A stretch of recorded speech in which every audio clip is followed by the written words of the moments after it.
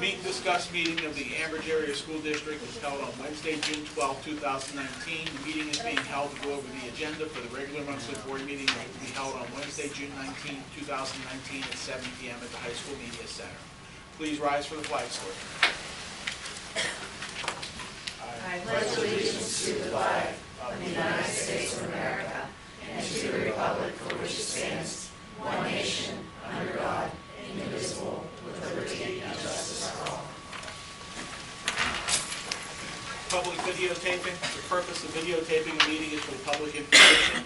The opinions expressed by any member of the public do not necessarily reflect the view or opinion of the Ambridge Area School District Board of School Directors and are solely that of the speaker. The Ambridge Area School District Board of School Directors hereby expressly disclaims any and all responsibility or liability for any false, defamatory, or slanderous statements expressed by the speaker. Any unauthorized rebroadcasting of any video, audio, or still image of the video recording of the meeting is strictly forbidden without the written permission of the Ambridge Area School District Board of School Directors. May I have a roll call, please? Mrs. Fisher? Here. Mrs. Kehoe? Here. Mr. Cowell? Mrs. Locker? Here. Mrs. Mylan? Here. Ms. Pettigo? Here. Mr. Sass? Here. Mr. Weir? Here. Mr. Angus? Here. 8 present. Thank you. Is there any correspondence this evening? Yeah, there's none. All right. Any recognition this evening? No. No. All right. Mr. McCloskey? Yeah, I'd like to introduce Kira Sarver from ABM. We've been working with Kira, Dave, Matty, and I for the last several months, looking at some creative strategies to do some improvements in the district to save us money long term, things such as lighting improvements and so on. I don't want to take Kira's thunder, but this is a very high level. It's just at a high level right now to garner the board's interest in these types of projects, and then if we decide that it's something we want to explore in more detail, we'll go down that path. Yep. Kira? Hi, everybody. It's Kyra. Sorry. Oh, I'm sorry, No, Kyra. that's totally okay. I'm really used to it. I'm an account executive from Sorry. ABM. Just make sure to stay out of the way. I have Pete Lawbelt here. He's my project manager, or project developer, excuse me. I also have Richard Phelps, our general manager, and Mark Turner, our VP of the Energy Services. And like Doug said, we're going to talk tonight about the guaranteed energy savings agreements and how we've helped other school districts address needs in the district, infrastructure. Also, we can help with security and educational enhancements. I'll try to talk really loud. Let me know if I tend to get a little quiet. And I know you guys have done a project in the past, but I'm going to take you through how the concept works and ensure that it makes sense for everybody. This is what we're going to go through this evening. We're going to talk about what our clients are seeing in the marketplace, what they're facing currently, and how we've helped them fund solutions and needs that they have. Then I'm going to talk about what we saw as we did a walkthrough here. We did it with Pete and Dave. And then we'll talk about what the fiscal potential is for this program. And then if it makes sense, we'll talk about where we are in the process and what the steps are going forward. Since the 2008-2009 recession, schools have been facing flatlining revenues while the demands are constantly increasing. Those demands can be appeasers, healthcare costs, security, unfunded mandates, etc. And what's happening is schools are being asked to do more and more with less. And what our clients have done is they've used ABM and they've used the programs of guaranteed energy savings agreements to help fund that gap and to address the needs of the district without raising taxes on the constituents of the district. So I'm going to go through an example of how these programs work. These are not your numbers. This is just a sample. They're just made up numbers. We look at an operating profile for a district, and these are just items that we pulled out. First, we look at utilities, and in this example, the school district was spending $900,000. They were spending about $400,000 in maintenance repairs, that's on lighting, HVAC, those sort of things. And we also look at other operations. The legislation changed in 2016 for these programs, and it allows you to look at other operational items, not just utilities. So that's why we look at things like cyber and charter, transportation, etc. In this example, it's $7.8 million. And they had a debt service payment of $404,820. So just these items out of their operating budget was $9.5 million. There's a couple points there. This red line here represents a public accounting barrier that prohibits public entities from encumbering future budgets. So that means you can't borrow from the future to pay for your needs today. And this is a long list of items that we hear from schools. Okay, we need general fund relief. Our lighting needs upgraded, building automation, etc.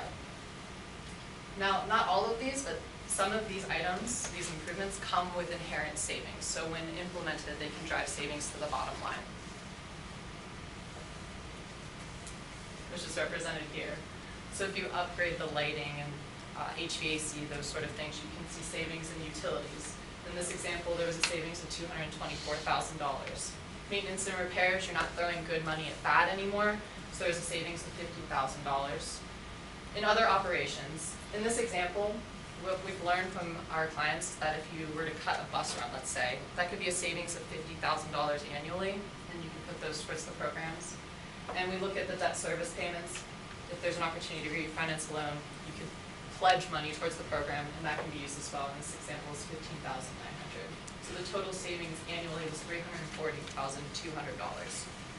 Do those numbers make sense? Okay. Because I'm going to repeat them. So we have the utility savings of $224,000, the $50,000 from the maintenance savings, the other $50,000 from cutting a bus run, and the $15,900 from the debt service refinancing, pledging of money. So that total is $340,200, and the state allows you to leverage that up to a 20-year term with these types of programs. We typically do 15 because we don't want you to finance something past its useful life. So we typically see 15 years, and that allows you, in this example, to take out a project today for $5.1 million. And the way you would pay that back over that 15-year term is with the $340,200, which comes from the utility savings, the maintenance and operations, the transportation, and the refinancing of the loan. Does that make sense? Perfect. So this is just a hypothetical option, or example. Now I want to talk about what we found here when we did the walkthrough. I have a slide for each building, and it's just going to show you different opportunities we saw, but some are energy savings related, some are operational, and some are just things that we saw as opportunities that need to be addressed. At Economy Elementary, lighting was a big thing. That's how this conversation started with Dave and Doug. We understand there's not LEDs in every school, in every classroom, and that could be savings as well as, what's the word I'm looking for? Sensors. There we go. Sensors in the classroom. That's the other thing I was thinking about. Another item that Pete pointed out was surge protection and switchgear evaluation. We understand that this school has had power outages, and that could be something that would drive operational savings. We also understand that there's a groundwater issue that's causing moisture in the buildings, which is causing you to run air conditioning to mitigate the moisture issues. And that, if we can figure out what that problem is and solve it, that could be a savings there as well. You have older rooftop units. Some are near the end of their useful life. They don't necessarily need replacement, but we can do things to get them up to running order. And water conservation, that's looking at your the flow of the fixtures in the bathrooms and in the kitchens, and we can cut down on water usage there. Okay, some of the things we'll repeat. Lighting again, that's something we saw here at State Street. Water conservation, again, the fixtures in the bathrooms. Moisture mitigation, we saw there's some moisture issues in the bottom floor that can be addressed. It could be a savings and also can fix the issues of the walls deteriorating. Boiler replacement, you have a boiler at the school that's nearing the end of its useful life. You can upgrade it to a newer model that will be running more efficiently. And also you can address, there's a redundancy issue. There's two boiler rooms because that building was expanded at some point and they're not interconnected, so there may be ways that we can make the entire system more efficient by redesigning it effectively. That's why I'm here. Here at the high school, lighting, now you do have sensors in the rooms, but there's still an opportunity for LED lighting. I have the pictures of the boilers here. You have one boiler that's dedicated to the domestic hot water. It's a large boiler. There's definitely an opportunity to cut on energy savings there, or energy there. Water conservation, looking at pedal valves in the kitchens, the cut down on leaving water running or in the bathrooms. Life extension on HVAC, same thing as I said before. Controls and comfort modification. I know Dave has been looking into upgrading controls in certain areas, because I understand that's an issue here. Some rooms are too cold when there's events, those sort of things. And the kitchen fan hoods, these don't have controls on them, so they could be running full blast, right? So you can cut down on energy use there if you put in controls and then make sure they run at what speed they need to be. Highland Elementary, lighting again, water conservation again in the bathrooms and the kitchens. And the other thing I want to point out is that you have a lot of computer labs. We work with a network power management that makes sure that even if the computers are shut down, they're not drawing that power at night, so that can cause some energy savings as well. At the middle school, lighting again, moisture and humidity. When we were walking around, we saw sagging ceiling tiles, and we've heard that some might be crumbling, and it could be an issue that we would resolve, along with water conservation in the bathrooms. But there's also underground piping that could be leaking. That's also causing waste of water usage. And another item that's not energy related, but the preventer needs to be addressed at this school as well. Okay, so we looked at the buildings. When we started, I started to collect utility data. And that's how we kind of analyze and see what the savings is there and what is the potential. And when I collect that data, I was having a hard time, I was missing some items. So I worked with Denise in the office and Doug, and I collected the account budget detail.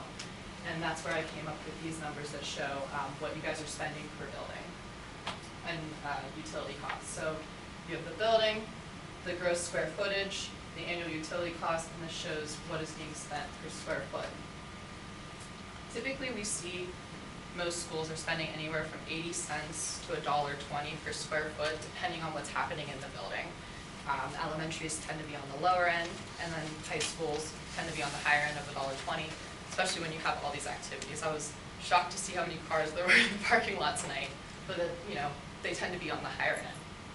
But even with that in mind, it seems like you guys are running inefficiently.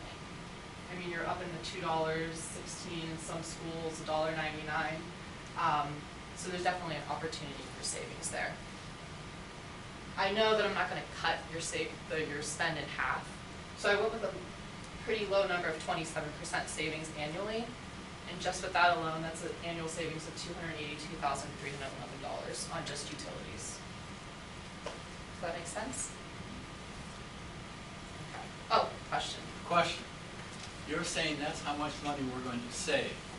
What's it going to cost that we have to pay you to do this to save that money? Well, We don't have an answer on that right now because we don't know what that scope would look like. The evaluation that we would do, there's no cost to that evaluation. All it is really in terms of time and resources. So Doug and Dave's time to this point, even further evaluation, there would be no cost to the district aside from time and resources. Ultimately, you would decide on what that scope would be.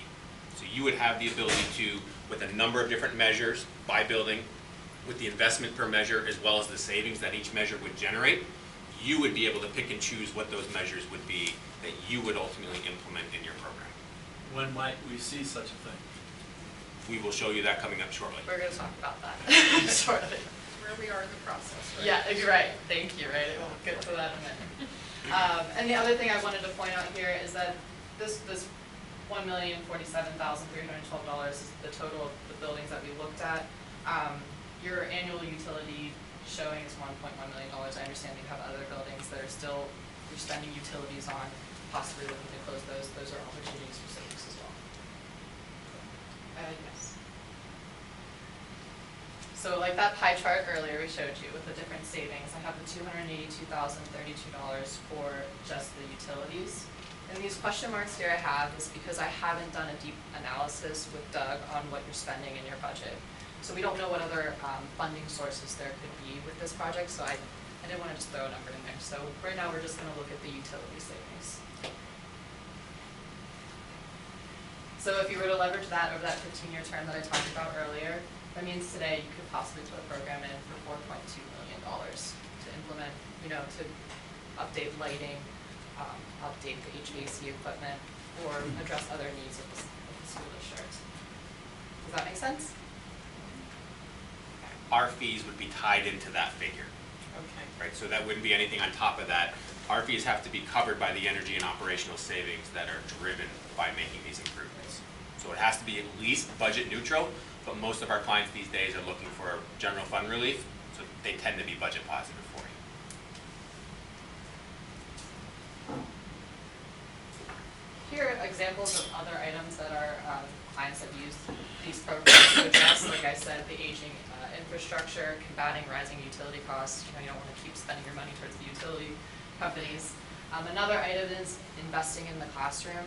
I would like to speak to you guys. What are your needs and what are your visions for the district? Other schools have been able to put the one-to-one initiatives with Chromebooks or addressing STEM initiatives, which I'll also touch on that again later, but just investing into the classroom for the students. It's also enhancing the learning environment as far as clean air, brighter lights. Students are proven to learn better in a better learning, cleaner learning environment. And another item is to provide equity to all schools, so that not just one school gets all the new stuff, spread it across all buildings.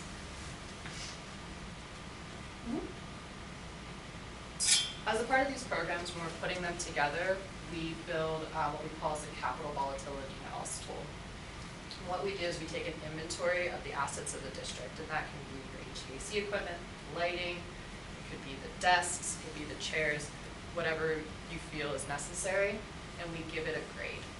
And we look at the life expectancy of the equipment. And what it shows you is that, the items that are D's and F's probably need to be addressed right now, because they're failing. But the items that are A's and B's, they can be pushed out into the future. And really what we're doing with this is building you a 15-year capital plan. And I understand that Dave and Doug have been working on this. We've been doing something similar. We've been looking. So we would work hand in hand with them, bring them information, and definitely take what information they've already put together, because we don't want to, do too much work on this. But this is something, once it's all done, we give to you guys, and then you're ready to plan for the future, and you can eliminate those unknowns.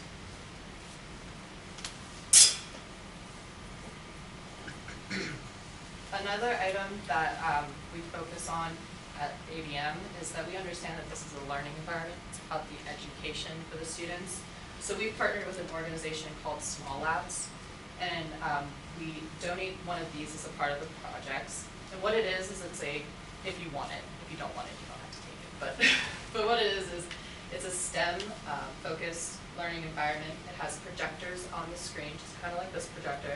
And the student in the middle has a wand, and she's using it to interact with the learning space. It's what we call it, we don't call it, they call it embodied learning. It gets students up and out of their chairs instead of just raising their hand and giving an answer.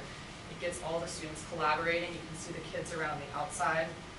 So it increases collaboration in the classroom, increases teacher effectiveness, as well as student learning.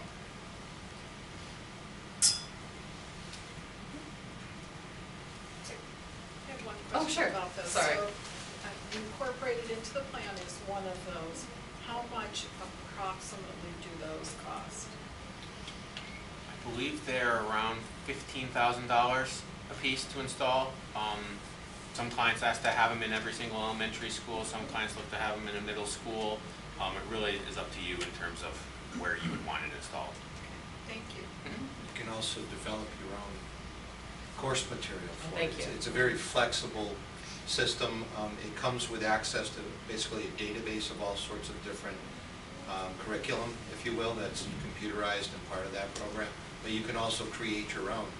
And if you wish to do so, you can share that with other districts and have it be collaborative across districts as well. Thank you. So I just want to give you a short flip about ABM. This is more about you guys and what I see of what I would hope to be your vision for the district. But at ABM, we're a facility solutions organization. All we do is manage, operate, and improve facilities. We don't produce anything. We don't make anything. We also also do about $1.6 billion in the education sector annually. So we have a great understanding of how schools run and operate, and that's why it makes sense for us to partner for these types of programs. Here's the timeline. So in the beginning, we started with a concept meeting with Dave and Doug and talking about what they had in mind, and we talked about the concept of how that worked. And that's kind of what I showed you in the beginning, explaining how these programs work. And then we did some data collecting, that's the utility collection, and Pete and I did the walkthrough and looking at the facilities at a very high level. Technically, we're here at the fiscal potential verification. We're seeing if it makes sense. Is there a program here as an opportunity? But today I'm asking for your permission to do a deeper dive and analyze the facilities a little deeper to make sure that the numbers make sense. People come back on site and we'll understand better how the systems are operating. We know what you have here, we just want to know how they operate on a daily basis. So after that, we'll come back for another, like a fiscal verification, potential verification part 2. And then from there, you would go to public procurement. You would release an RFQ or an RFP, whichever you feel the most comfortable with. And then other organizations like ABM would respond, and we would hope you would pick ABM, but it's up to you. It's whoever you feel the most comfortable with. And then we would go into that investment grade audit. And that's what Richard was speaking to earlier. That's where we do the engineering and we build the different items, and we talk to you and we figure out what you're looking to do, and we give it to you in a menu form. So it's implementation, the investment, and what the savings could be driven from that investment. You pick and choose. It's up to you guys. And then from there, we implement your vision of the district. And what is your shared cost participation in the savings? There's no shared savings, they're all yours. Because you're using that to pay for that debt service payment on an annual basis. So all savings go back to you. So how are you remunerated? How are we compensated? Based upon that, if you were to go back to that example where that $5 million example, that would be what we would be paid to go do all those measures that you implement, which would then drive those savings and those improvements to your facilities. We're the contractor. We're the contractor, general contractor in this project. So there's a margin. There's a margin Yes. within the performance. Correct. Be it lighting installation or Correct. boiler controls or Whatever whatever, it may and you would then have subcontractors, I assume, to come in? We try to self-perform as much of it as possible. So you're gonna act as a general contractor? I'm sorry? Basically. You're gonna act as a general contractor? But we right? also- Project manager, General contractor, project manager, but we also try to self-perform as much as possible because we have a mechanical service division here in Pennsylvania with the lighting division, so that avoids pancaking margin on top. And it's also important to share that these programs are backed by a 3-tiered guarantee. Firm fixed price is the first, so I know you guys have been involved in construction projects in the past. Everybody hates change orders, right? I designed it one way, it was installed another way, and who's left holding the bag of money to fix it? Is the district. When you decide that scope of work, if that was $5 million as your project and it cost us $6 million to do the work, you still only pay us $5 million. No change orders. The second guarantee is in the form that when construction is complete, the systems have to work as designed. Because if they don't, you won't see those savings on an annual basis, and that's the third guarantee of those annual savings. So we provide audits on an annual basis. We come back every year, and we provide here's what you saw in savings this past year. If there's any shortfall, that's where the check comes into play. We make up any shortfall, and any excess savings are yours. So we don't guarantee 100% of what we expect you to see, because it would be very risky on our part, and we want you to blow your guarantees away. Thank you. Do you have other school districts that have implemented your program that we could kind of contact as references? Absolutely. Yep. Anything locally? Butler Area School District, we're implementing a project with McGuffey Area School District right now, West Mifflin, and Connellsville. Thank you. Any other questions? Oh, that's it. Thank you. Thank you. Thank you.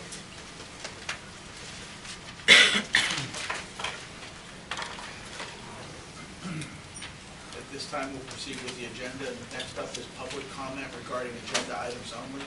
meet and discuss meetings are open to the public. At this time, district residents may come forward to comment or ask questions on the agenda items only. Each person must state their first and last name and address prior to speaking. Each person may be allowed 3 minutes and can speak only once during this half-hour period. There will be no discussion during this time, but any board member or administrator desiring to address questions or concerns may do so at the conclusion of the committee reports. So at this time, the floor is open for any comments on the agenda this evening.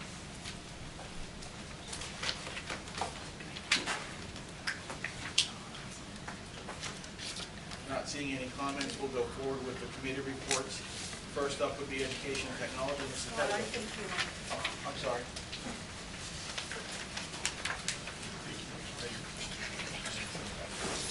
Sorry, sir. It's okay. I had a question about, the, Please state your name. sorry, And where you live. my name is Christopher Mason. I live in Ambridge. My children go to Economy Elementary, and I was curious about what's going on with the special education program and IEP and behavioral students. I'm not sure what, Is there a plan in place to merge behavioral students with the special needs children? we revised some of the, I won't say job descriptions, but the positions. And one is that some of our higher functioning autistic kids that just check in the afternoon and make sure that everything's in order would then be able to go with a learning support teacher. We're putting kids where we believe they're more appropriately placed. But we're not merging emotional support, behavior problems with other kids. That's not the goal. The goal is to have a little bit broader category to be able to service kids where they function and where they need to be placed. Okay, so you're saying that some of your higher functioning autistic kids who do not have behavioral issues are being merged into classes with the children that need emotional support. No, it's learning support. And those kids that we're talking about are in regular classrooms for the majority of the day as is. So it's just kind of a check-in. They're So they'll be just part-time going, kids. Gotcha, so they'll be going into those rooms as check-ins and not staying in those rooms for Right, any they will be extended- on that teacher's roster so that we can divvy up the rosters and make the rosters more equal distribution. I gotcha. My concern is the children that need learning support may find having those kids in their classroom distracting and a distraction to their learning. These are children that already struggle with focus and issues like that, and adding more children, and especially children that can struggle to function normally, could be a distraction for them. And I'm worried that that may be more of a hindrance than a benefit on all parties. Right. I can't speak specifically to schedules, but my understanding is that it may not even be the same time of day that the kids are in there. And I think what I would recommend you do is contact Dr. Myford. Okay. Specifically, she's in charge of the special ed program, and she'll be working with the principals to establish those caseloads to make sure that we have the right kids in the right place. Okay. But she would be able to speak more specifically to it than I would. Okay. Sounds good. Thank you. Thank you. Anyone else before we move into committee reports? Mrs. Pettigrew, please. Okay, thank you, Mr. President. We have 10 items under education and technology for discussion this evening. I'm just going to briefly go through these 10 and then open it up for discussion. We've got number 1, Mission Vision Service, the Mission Vision program for State Street Elementary School to be approved for the 1920 school year. The program provides free vision screenings and glasses to students who need but cannot afford them. The district does not incur any expense. Number 2, on-site dental care. It's recommended to approve Miracle Dental Association on-site team to provide dental care. This will replace the SMILE program, mobile dentist. This is at no cost to the district. Number 3, Robert Morris RMU affiliation agreement. It's recommended that we enter into an affiliation agreement for internship and practicum clinical and student teaching with RMU for the 1920 school year at no cost. Number 4, the National Association for Music Education, NAFME, All National Honors Ensembles program. It's recommended that Marie Dewar be authorized to accompany a student to the ensembles program. The program represents the top performing high school musicians in the United States and is a comprehensive and educational experience. The program's November 7th through 10th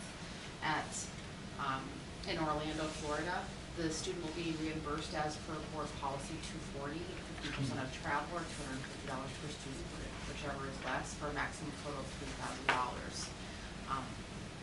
Mrs. Dewar will also be reimbursed as per the collective bargaining agreement.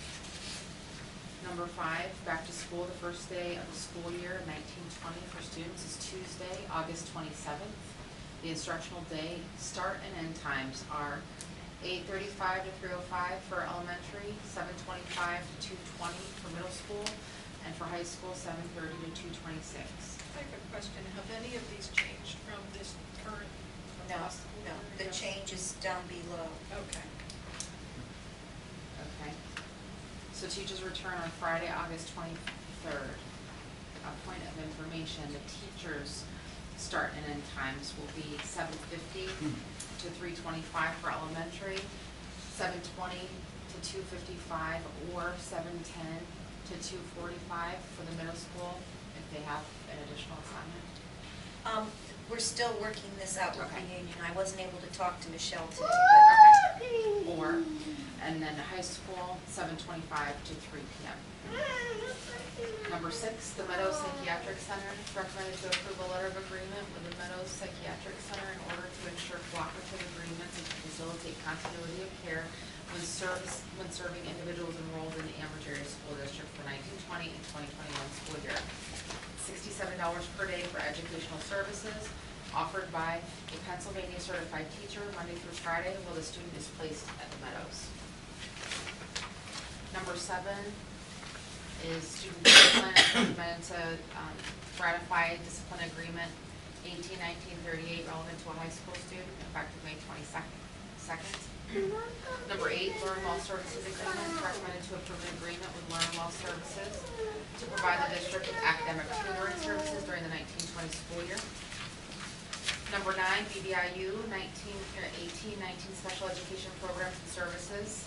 It's recommended that the Beaver Valley Intermediate Unit shall provide special education programs and services on behalf of the Ambridge Area School District for the 1920 school year, so we need to change that.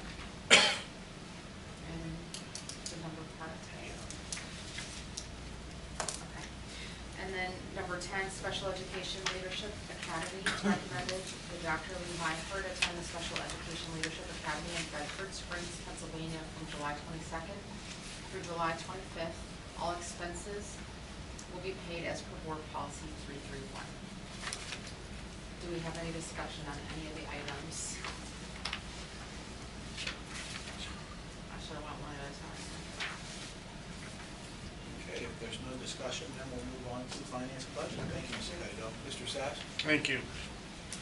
Items 1 through 3 are the monthly approval of bills and salaries for the general fund, cafeteria fund, as well as budgetary transfers. Item 4, I'm going to skip for a moment, please. Item 5 is the requirement for us to approve the implementation of Act 1 homestead exclusion. It's for a primary residence in terms of a tax rebate. Item 6 relates to the new insurance broker and the related quotes that they've obtained from the underwriters associated with the previous presentation to the board. Item 7 is the continuing student athletic insurance option, which is voluntary, as well as our ability to provide some coverage for athletes, as well as field trips associated with some students. And finally, item 8 is the renewal of the existing telephone contract for all of the buildings. It's an aggregation contract with Consolidated Communications. With that, any questions on items 1 through 8 exclusive of item number 4? With that, item number 4 relates to proposed final general fund budget of $50,114,000, etc. That budget as currently proposed includes a 3.1% real estate tax increase for the year, and is balanced without the use of fund balance, and to the existing capital projects and transfers as already outlined and discussed with the board. With that, are there any discussions or comments associated with the proposal for the budget as it's currently stated? I believe, Mr. President, in order to move forward so that we can have a vote next week and know what the expected outcome is, it would be important for us to get a general understanding from the board of where they feel comfortable with the percentage. We were earlier presented, for anyone that wasn't here during the budget meeting, with 3 different alternatives. The one that is presented in our meeting minutes currently, which gives us about, correct, 3.1 mil? 3.1% increase on the millage is about 2.52. Okay, 2.5. We also were presented with the 2 mil. 2% increase, which is about a 1.6 Thank mil. you. And then a potential 0. So I would guess at this point, the proper protocol would be to just go around the table and see who agrees to which one, and see where we are to start. So I can start with Mr. Sass down that in the finance and budget. We'll take him as the lead. Based on the information provided by the administration, that the average tax increase would be $60 a year, and their strong opinion that they have scrubbed through the budget to the extent possible without compromising long-term projects or education, I would be in favor of the existing budget resolution as currently presented. Mrs. Fisher. I'm not in favor of the budget right now. I'd like to do a little more digging on my own here to go through a little bit more of the information. I certainly understand we have a time constraint and we have to make a decision, and it's a mitigating circumstance, but I would like to delve a little further into it. Mrs. Kehoe. I do have a couple questions I would like to get together with Doug to ask. I'm not saying absolutely 100% no. No to which one, or all of them? To the full amount proposed, but I'm not totally against something maybe less than that. I would agree on that as well. I'll just throw that in there. I am in agreement with Mr. Sass, so that's where I stand. Ms. Mylan? I am uncomfortable with the 2.5% millage increase. Per the information we received earlier today, based upon what other school districts are projecting, that would bring us to, once again, the very top, not only in millage, but percentage increase this year. However, I would be comfortable with the lower 1.6 millage increase, or approximately 2%, but I would like to continue a discussion based upon what Mr. McCausland had presented to us. I know that this year we are adding $200,000 to the capital reserve, as well as $100,000 to the budgetary reserve, which we had not done in the previous year. Is that correct? Mr. Every year we do the budget reserve of $100,000 every year. Okay, all right, I'm trying to look at the sheet, I'm sorry, I missed that. So, I just would not be comfortable at the very top, but would consider that mid-level that we had discussed. Mr. Weir? I would be agreeable with Mr. Sass and the president about the 2.52 mils so far. Mrs. Walker? I think I have to concur with Mrs. Mylan and the middle ground. Mrs. Pettigo. I'm interested in the future of our school district. I'm interested in setting ourselves up for a strong future that we can really look forward to. And I am also very interested in the strategic plan and looking at 5-year budget projections to, at one point, get to a point where we are in a comfortable position. So therefore, this year, I will be voting in favor of the proposed final budget as presented in the agenda, with the hopes and my contribution towards the work of being able to set us up properly to recover all the things that have happened in the past. So at this point, it appears there's pretty much agreement across the board that we will not be going with no tax increase. Correct. So we'll be either going with option number 2 or number 3, which is the 2% or the 3.1%. My only request is those that meet with Mr. McCausland, that you specifically identify, in some concurrence, the additional monies to be saved by reducing the tax increase from X to Y, whatever that is. To pass the budget, we're going to have those components reflected for the meeting. Correct. By budgetary line item. So at this point, is it enough direction, Mr. McLaughlin, until you go ahead with the 2 budgets that are there and meet with the individuals that want to, so that we can concur what we got, if we go with the 2 instead of the 3? Sure. Be happy to do that. I couldn't hear Can you. we insist that it's tomorrow? Like you said you needed it. Why won't we have the budget? I don't know if it can be tomorrow, but I'm free all day Friday, Monday, Tuesday. That cuts it pretty short. Well, I know, but I don't think I have time Okay. today. Which, Paul, if you're wanting to meet with Mr. McCausland further, okay? Can you do it on Friday? I can.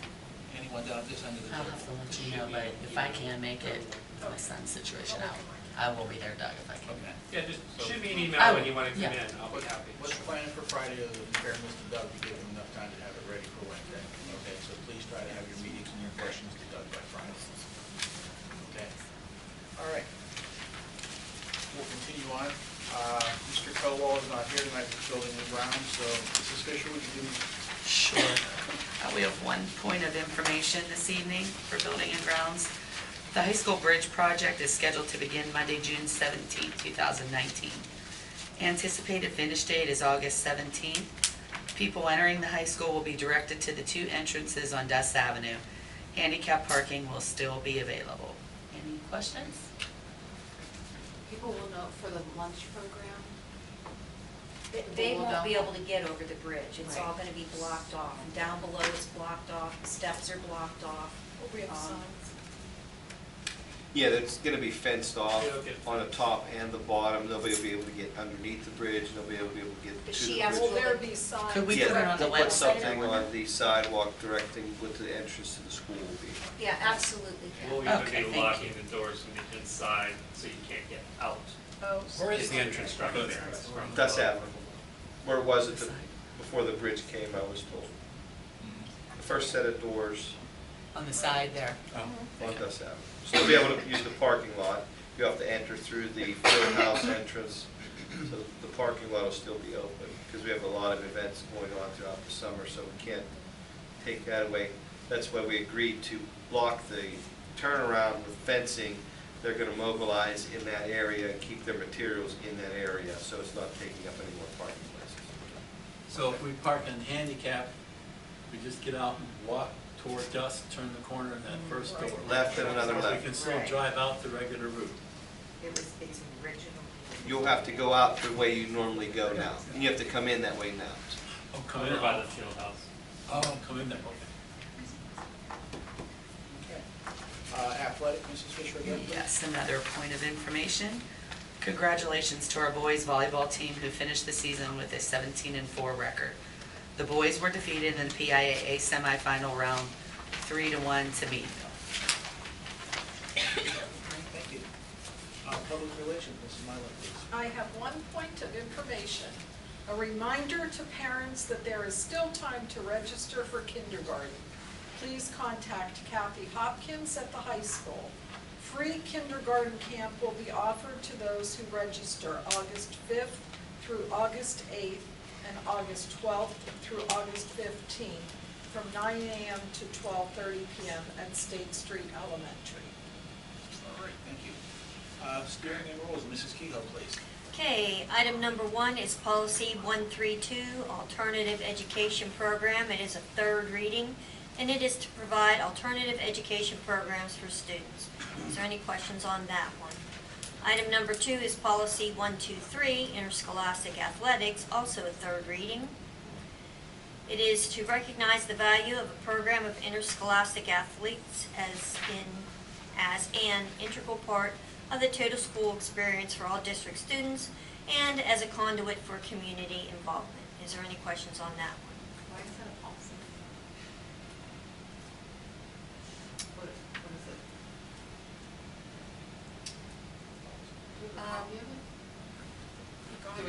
Like because it's the third reading, it was probably 2 months ago.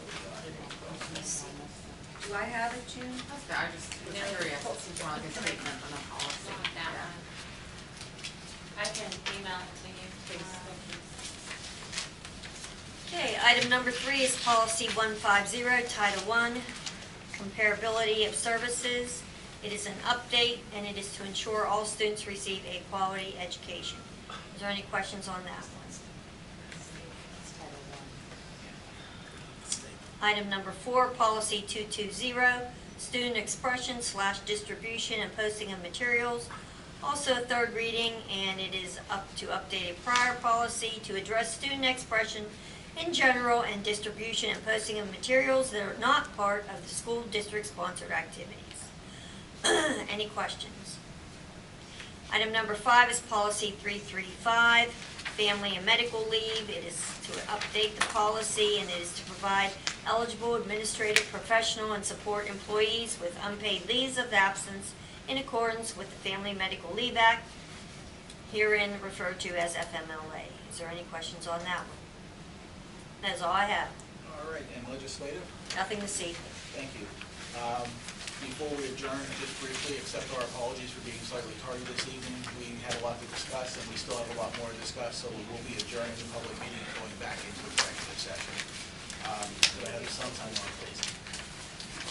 Section 708 of the Sunshine Law permits agencies to hold executive sessions to discuss employment and personnel matters, labor relations, and arbitration matters, purchase or lease of real estate up to the time an option or agreement is obtained, litigation or potential litigation, legal matters subject to attorney-client privilege, and other agency business, which if discussed in public would violate lawful privilege or would violate confidentiality law. Board of School Directors held and will now hold an executive session to discuss employment and personnel matters, salary schedule, and labor relations. The board will not return to take any legislative action. Thank you. May I have a motion to adjourn? So moved. Thank you, Ms. Walker. Second, Mr. Weir, all in favor? Aye. Any